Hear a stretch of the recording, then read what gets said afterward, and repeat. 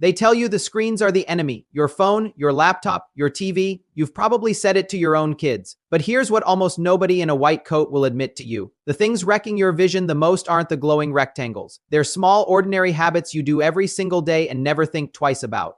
One of them can quietly walk you toward blindness. Another one, about 10% of the 15 million people blinded by cataracts around the world did to themselves, and you're doing at least one of these right now. I'm Sam Waterling, and I've spent 15 years watching this happen to real patients. Here's the thing they won't bring up at your next appointment. The system makes money when you stay sick, not when you protect yourself for free. Subscribe and hit like if you want the straight version. Help me get this channel to 300,000 subscribers. Let's start with the one that looks completely harmless. Rubbing your eyes. You feel an itch, you rub.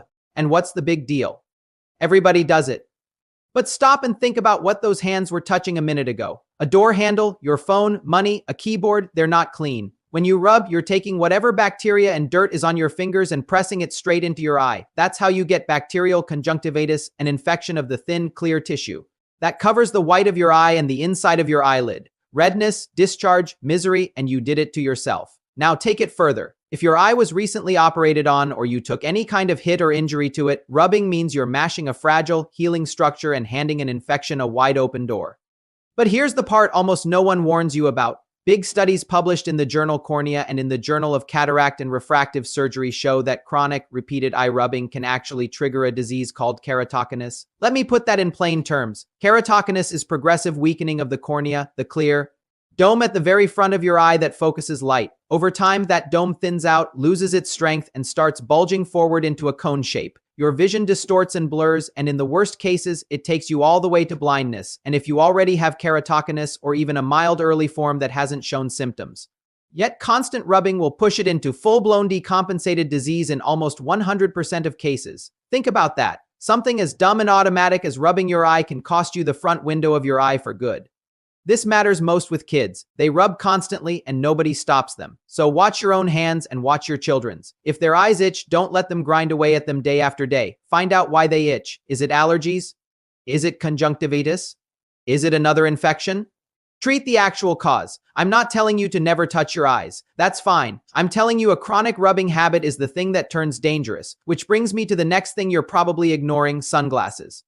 Listen to these numbers. Around 15 million people in the world are blind from cataracts, and about 10% of them got that cataract purely from letting too much ultraviolet light into their eyes over the years. A cataract, by the way, is a clouding of the lens inside your eye, the natural focusing lens that's supposed to stay crystal clear. So sunglasses aren't a fashion accessory, they're a medical necessity. Your lens can block part of the light spectrum, but a certain slice of ultraviolet gets through to the retina, the light-sensing layer at the back of your eye, and that light is toxic. Toxic to your lens and toxic to the delicate receptor cells that let you see it all. Too much ultraviolet doesn't just cause cataracts, it attacks the macula, the small central part of your retina that gives you sharp, detailed vision, and that leads to age-related macular degeneration, which slowly eats away your central sight. But you have to pick the right sunglasses or you make it worse. Look for a label that says UV for OO or 100% UV protection. That tells you the lens actually blocks the harmful ultraviolet spectrum. Here's the trap with cheap street vendor shades. They darken the picture so your pupil, the black opening in the center of your eye, opens up wider to let more light in. Now an even bigger dose of ultraviolet pours into exactly the structures you were trying to protect. Dark lenses with no real UV filter are worse than no sunglasses at all. Good glasses also shield the skin around your eyes and your eyelids from the same damage, and don't think this is only a bright summer day problem. The real danger climbs when you're up in the snow in the mountains on a clear day because light bounces up at your eyes from every direction off the white ground. There's a reason serious climbers wear those big wraparound glasses that curve around the sides of the face. It's not a look, it's coverage. From every angle, pick a frame with large lenses that hug your face and you protect the whole eye.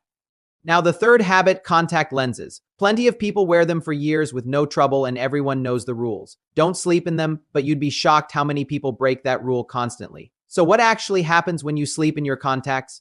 A contact lens is basically a foreign object sitting on your eye and it blocks nutrients and oxygen from reaching the cornea. Remember, the cornea has no blood supply of its own. It gets everything it needs from your tear film and straight from the air. Put a lens on top of it, even one rated for high oxygen flow, and part of that oxygen still can't get through. The cornea starts to suffocate. That's called hypoxia, which just means not enough oxygen. Now close your eyelid on top of that for 8 hours of sleep and the suffocation gets far worse.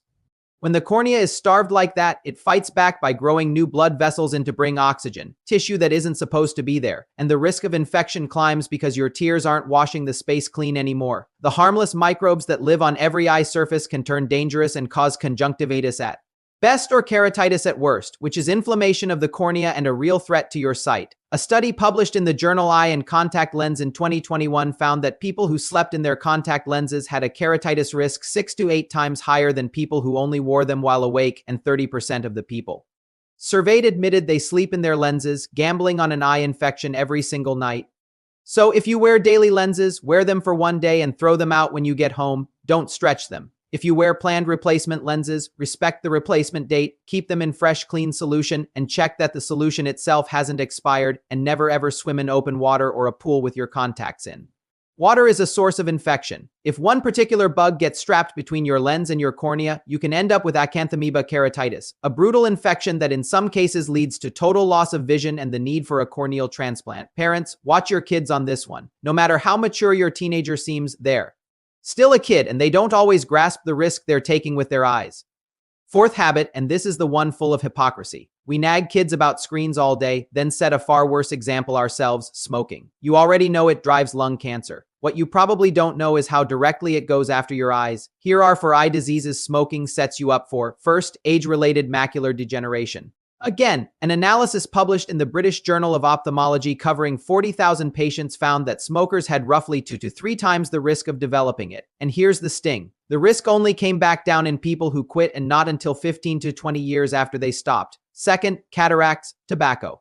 Smoke is loaded with oxidants and tiny particles that damage the lens and cloud it years earlier than it should. Third, glaucoma, a disease that slowly damages the optic nerve, the cable that carries vision from your eye to your brain. We think of glaucoma as an old person's problem, but smoking can bring it on much younger by cutting blood flow to the optic nerve and raising the pressure inside your eye, and glaucoma never leaves. It's a lifelong condition, so any trigger like smoking has to go. Fourth, diabetic retinopathy. If you have diabetes, especially poorly controlled diabetes, damage to your retina is coming sooner or later. Add smoking on top and that damage shows up earlier, hits harder, and takes your vision more permanently. The eye is a densely vascular organ packed with tiny, fragile blood vessels. Smoking makes those vessels spasm and clamp down, and everything from your lens to your retina to your optic nerve pays for it.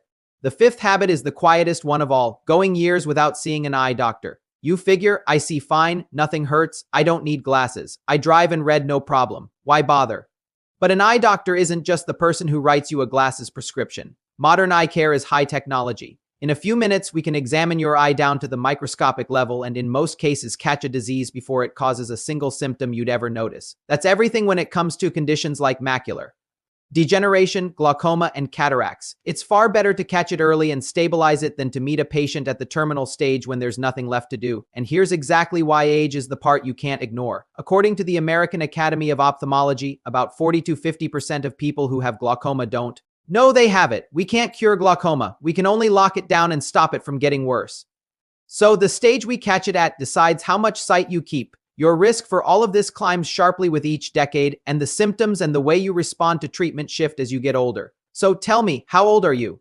Drop it in the comments. I honestly want to see which age group most of you fall into, because it tells me who's most at risk right now and helps me make the videos that actually fit where you are. So here's what you do after this video. Stop grinding your eyes, and if they itch, find the cause instead of rubbing. Buy real sunglasses with a UV 400 or 100% UV label and wear them, especially in snow and bright glare. Follow the rules on your contacts. Never sleep or swim in them. If you smoke, this is one more hard reason to stop. And if you're over 40, get your eyes checked every 2 to 3 years, even when they feel perfect, because the diseases that steal your sight do it in silence. Your doctor won't sit you down and walk you through any of this because there's no money in keeping your eyes healthy for free. I'll tell you the truth, they won't. Subscribe, leave a like, and help this channel reach 300,000 people who deserve real answers about their health.